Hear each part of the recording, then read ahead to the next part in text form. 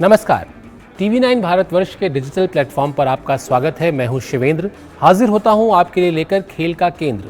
और खेल का केंद्र में आज है रोहित शर्मा, क्योंकि रोहित शर्मा जिस अंदाज में ब्रिस्बेन टेस्ट की पहली पारी में आउट हुए, उसके बाद एक बार फिर ये सवाल गर्म है, चर्चा गर्म है कि क्या रोहित शर्मा में टेस्ट क्रिकेट में सलामी बल्लेबाज के भीतर जो धैर्य होना चाहिए वो है या नहीं।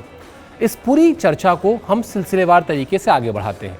आपको याद दिला दें कि हाल ही में दक्षिण अफ्रीका के खिलाफ जब घरेलू सीरीज हुई थी तो रोहित शर्मा को बतौर सलामी बल्लेबाज जिम्मेदारी सौंपी गई। उस जिम्मेदारी पर रोहित शर्मा खरे उतरे। उन्होंने 3 टेस्ट मैच में 3 शतक लगाए।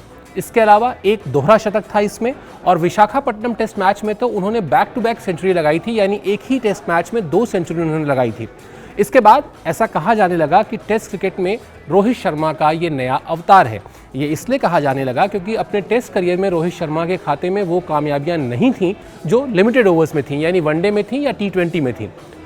इन शतकों की नींव कहाँ से पड़ी, यानी जो दक्षिण अफ्रीका की सीरीज के खिलाफ में जो 3 शतक की हम बात कर रहे हैं उसकी नींव कहाँ से पड़ी।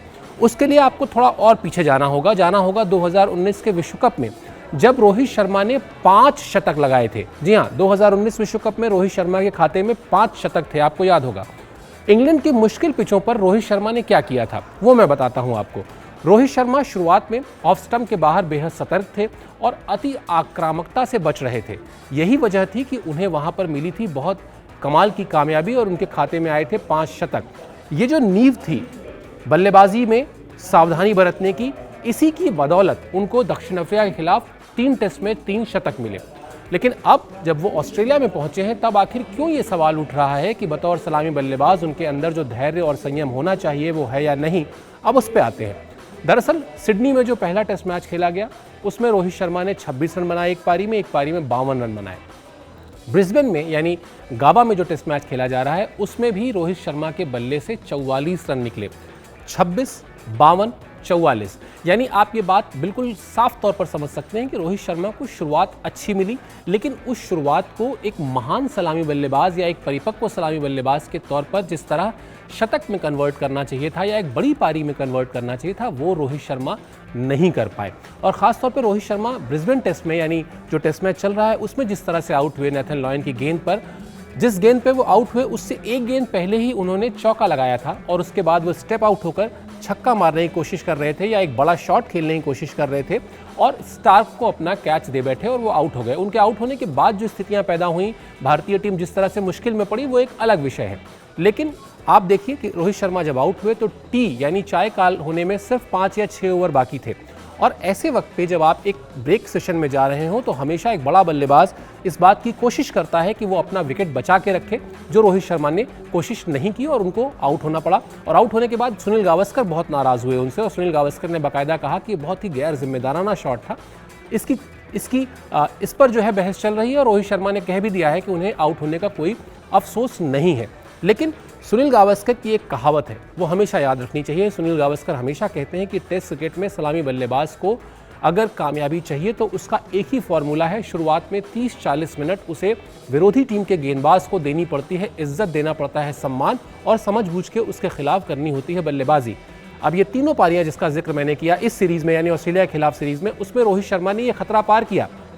शुरुआत में 30-40 मिनट वो क्रीज पर टिके, उन्होंने रन बनाए, गेंद को देखकर खेला, लेकिन एक बार जब उनके पैर जम गए क्रीज पर तब वो अपना विकेट गंवा कर आए। अब आपको मैं कुछ और आंकड़े बताता हूं, क्योंकि मैंने जब रोहित शर्मा पर आज ये वीडियो करने के लिए कुछ रिसर्च की और ढूंढना शुरू किया रोहित शर्मा की कुछ पारियों को पिछली, तो मैंने पाया कि टेस्ट क्रिकेट में रोहित शर्मा के साथ ये समस्या रही है। 2014 में साउथहैम्पटन में टेस्ट मैच था और ठीक इसी तरह जब टी में कुछ 5-7 मिनट का समय रह गया था तब मोइन अली की गेंद पर रोहित शर्मा एक गैर जिम्मेदार शॉट खेलकर सिर्फ 28 रन बनाकर आउट हो गए थे। 2015 में कोलंबो टेस्ट में भी ऐसा ही हुआ था।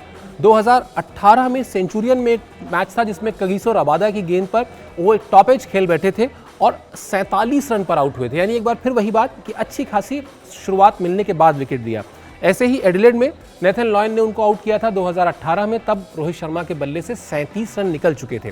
तो ये कुछ वो पारियां हैं जो मैंने खंगाल कर निकाली, ढूंढ कर निकाली, जो ये बताती हैं कि रोहित शर्मा में टेस्ट क्रिकेट को लेकर, टेस्ट क्रिकेट में सलामी बल्लेबाज को लेकर या बल्लेबाज को लेकर, क्योंकि ये जो पारियां अभी मैंने हाल में जिक्र किया, इस वक्त वो सलामी बल्लेबाज नहीं थे, लेकिन सलामी बल्लेबाज के तौर पे भी अभी जो उनको जिम्मेदारी मिली है, और इससे पहले भी टेस्ट क्रिकेट में बल्लेबाज के तौर पर, एक प्योर बल्लेबाज के तौर पर जो धैर्य और संयम होना चाहिए वो अभी दिख रहा है मिसिंग। और जिस तरह जो कद, जो साख लिमिटेड ओवर्स में रोहित शर्मा की है, वो साख अगर उनको हासिल करनी है टेस्ट क्रिकेट में अगर उस तरह की एक बादशाहत चाहिए, तो उन्हें अपनी इस कमज़ोरी पर पानी होगी जीत, दिखाना होगा धैर्य, दिखाना होगा संयम, दिखाना होगा कि वो अपनी शुरुआत को एक बड़ी पारी में कन्वर्ट रखने की काबिलियत भी रखते हैं।